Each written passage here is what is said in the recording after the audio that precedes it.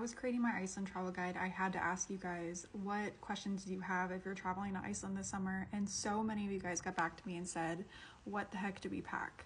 And this is a great question because if you know anything about Iceland, you know that there are quite a bit of different climates, a lot of different landscapes, situations, weather, things to consider when you're packing. So I feel very qualified to answer this question because last summer I spent 7 days driving around the entire country of Iceland in a camper van. So we very much experienced a lot of the different things that Iceland has to offer.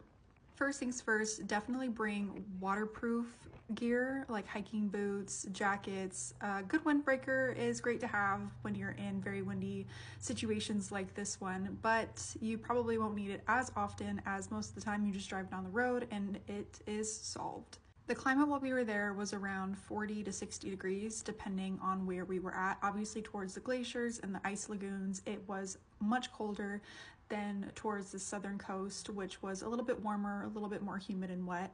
But you get towards the glaciers, of course, it's going to be a lot colder. And then anything towards the mountains is going to be a little bit breezy as well.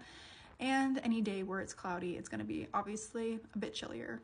If you decide to make your way up the north side towards the volcanoes, it is going to be dry and warm. And then if you get even towards the northern fjords, it's going to be very, very cold. I didn't get any footage of that, but that was probably the coldest that we've been. And it wasn't entirely uncomfortable, but we definitely were thankful for the layers that we brought.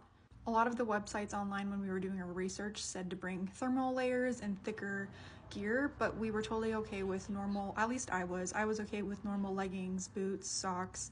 I brought a down puffer jacket with me along with my waterproof coat, and that was perfect for me to layer, but my best friend did she packed more thicker thermal layers, and I think she preferred to do that just because that was what she thought worked best for her.